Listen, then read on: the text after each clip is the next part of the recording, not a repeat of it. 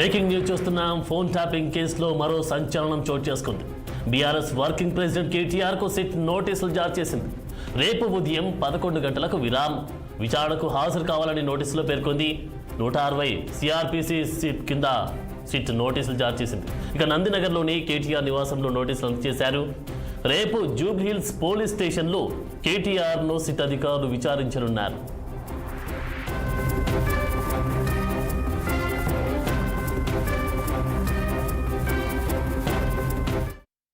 Phone tapping కేసులో మరో సంచలనం చోటు చేసుకుంది. బీఆర్ఎస్ వర్కింగ్ ప్రెసిడెంట్ కేటీఆర్కు సిట్ నోటీసులు జారీ చేసింది. రేపు ఉదయం 11 గంటలకు విచారణకు హాజరు కావాలని నోటీసుల్లో పేర్కొంది. 160 సిఆర్పిసి కింద సిట్ నోటీసులు జారీ చేసింది. నందినగర్లోని కేటీఆర్ నివాసంలో నోటీసులు అందజేశారు. రేపు ఉదయం జూబ్లీహిల్స్ పోలీస్ స్టేషన్లో కేటీఆర్ను సిట్ అధికారులు విచారించనున్నారు. ఇక ఇదే అంశానికి సంబంధించి తాజా అప్డేట్స్ మా ఇన్పుట్ ఎడిటర్ రాజేష్ అందిస్తారు లైవ్లో. రాజేష్ చెప్పండి, మొన్నటికి మొన్న మనం చూసాం సిద్దిపేట ఎమ్మెల్యే హరీష్ రావుకి నోటీసులు ఇచ్చారు, అలాగే విచారణకు కూడా హాజరయ్యారు. ఇప్పుడు రేపు ఉదయం 11 గంటలకు కేటీఆర్కి హాజరు కావాలని కూడా నోటీసులు ఇచ్చినట్టుగా తెలుస్తూ ఉంది. దీనికి సంబంధించినటువంటి అప్డేట్స్ ఏంటి?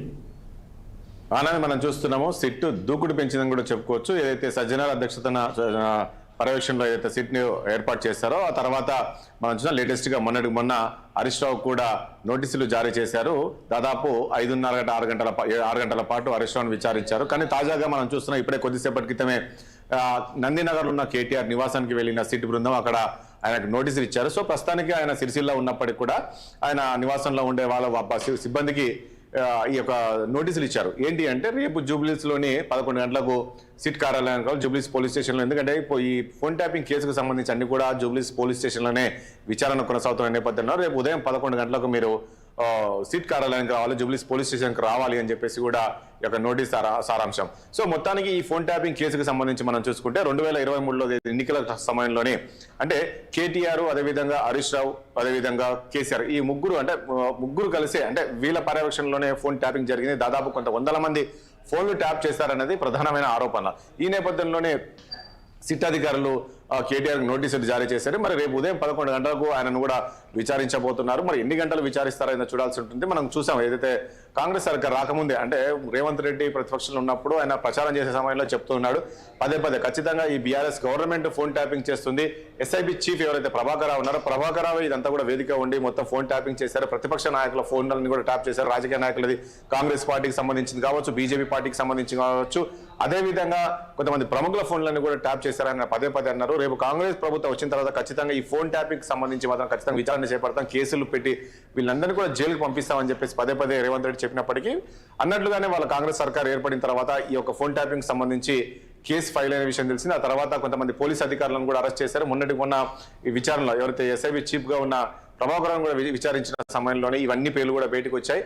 సో మొత్తానికి మొన్న ఏదైతే శ్రవణ్ రావు కావచ్చు, అదేవిధంగా ప్రభాకర్ రావును విచారించిన సమయంలో హరీష్ రావు పేరు రావడం, తర్వాత హరీష్ రావుకు నోటీసులు ఇచ్చేసి 160 సిఆర్పిసి కింద హరీష్ రావుకు నోటీసులు ఇచ్చి దాదాపు ఆయనను విచారించి కొన్ని అంటే రాబట్టే ప్రయత్నం చేశారు. ఈ నెంబర్లు మీరే పంపించారంట కదా అనే విధంగా కూడా కొన్ని నెంబర్స్ కూడా హరీష్ రావు ముందు పెట్టేసి వాళ్ళు విచారించినట్లు మనకు సమాచారం ఉంది. ఈ అంశాలు మీరు ఈ నెంబర్లు వాళ్ళకి ఇచ్చారు, మీరు దీనిపైన ఫోన్ ట్యాపింగ్ చేయమని చెప్పారని చెప్పేసి కూడా ఆ రోజు సిట్ అధికారులు హరీష్ రావుని అడిగినట్లు తెలుస్తుంది. సో మొత్తానికి ఈ రోజు మరి హరీష్ రావు కేటీఆర్ కూడా నోటీసులు ఇవ్వడం, రేపు మరి దాదాపు కేటీఆర్ కు సంబంధించి కూడా ఎందుకంటే ప్రధానంగా ఆరోపణలు వస్తున్నాయి అంతా కూడా కేటీఆర్ చేయించారు అనేది కూడా కాంగ్రెస్ పార్టీకి చెందిన నేతలంతా కూడా చాలా వరకు ఆరోపణలు చేశారు. ఎందుకంటే ప్రతి ఒక్కరి ఫోన్లు కూడా కేటీఆర్ కనుసన్నలు జరిగింది, ఎస్ఐబి చీఫ్ ప్రతిది కూడా కేటీఆర్ చెప్పారు అనే వీడియో చెప్తున్న నేపథ్యంలో ఒక రాజకీయ నాయకులే కాదు, ప్రతిపక్ష నాయకులకు సంబంధించిందే కావచ్చు, సినిమా రంగానికి సంబంధించిన వాళ్ళవి కూడా ఫోన్లు ట్యాప్ చేశారు, హీరోయిన్లు ట్యాప్, ఈ రకమైన ఆరోపణలు వచ్చిన నేపథ్యంలో మళ్ళీ రేపు ఉదయం 11 గంటలకు అయితే హాజరు కావాలని చెప్పారు. మరి రేపు ఉదయం కేటీఆర్ మొన్న ఏదైతే హరీష్ రావు వెళ్ళారో ఆ రకంగానే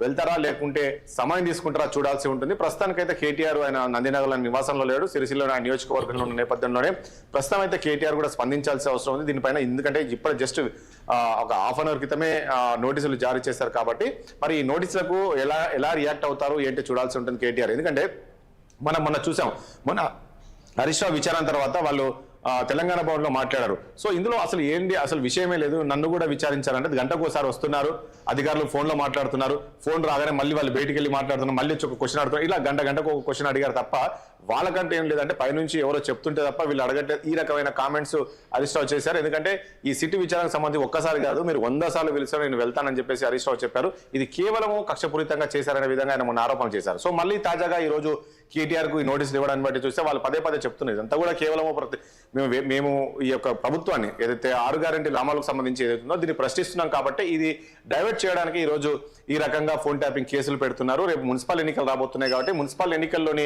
డైవర్ట్ చేయాలి అంటే మేము ఏదైతే మున్సిపల్ ఎన్నికలకు వెళ్ళినప్పుడు ప్రభుత్వం ఇచ్చిన హామీలు ఏవైతున్నాయి ఇవి ఖచ్చితంగా మేము నిర్ణయిస్తుంటాం ప్రజల్లో. సో ఈ ప్రజల్లోకి ఎక్కువదంటే ఈ రకమైన డైవర్ట్ పాలిటిక్స్ చేయాలి కాబట్టి డైవర్షన్ పాలిటిక్స్ చేస్తున్నారు, వీళ్ళు నోటీస్ ఇస్తున్నారని చెప్పారు కాబట్టి సో తాజాగా మళ్ళీ కేటీఆర్కి ఇచ్చారు కాబట్టి సో ఇందులో ముఖ్యంగా ఫోన్ ట్యాపింగ్ కేసులో ప్రధానంగా ఫస్ట్ నుంచి కూడా కేటీఆర్ పైన ఆరోపణలు వస్తున్నాయి. ఇదంతా కూడా కేటీఆర్ కనుసన్నల్లో జరిగిన నేపథ్యంలోనే చాలా వరకు కాంగ్రెస్ నేతలు కావచ్చు కొంతమంది చెప్తూ వచ్చారు. సో ఈ రోజు కేటీఆర్ నోటీస్ ఇవ్వడం అనేది నిజంగా ప్రాధాన్యత సంతరించుకున్నది. ఎందుకంటే సిట్ ఇప్పటి వరకు విచారించిందంటే కేవలం అధికారులను మాత్రం విచారించారు, కొందరు జైలుకు పంపించారు. మొన్న హరీష్ రావును, మళ్ళీ ఈ రోజు వర్కింగ్ ప్రెసిడెంట్ గా ఉన్న కేటీఆర్. సో మొత్తానికి ఈ కేసుకు చూస్తే మాత్రం చాలా సీరియస్ గా సిట్ విచారిస్తున్నట్లు తెలుస్తుంది. సో త్వరలో ఎందుకంటే సుప్రీంకోర్టు కూడా చెప్పింది ఇంకా ఎన్ని రోజులు ఈ కేసు కొనసాగిస్తారని. సో ఈ నేపథ్యంలో దీన్ని పూర్తిగా క్లోజ్ చేసే అవకాశం కనబడుతుంది.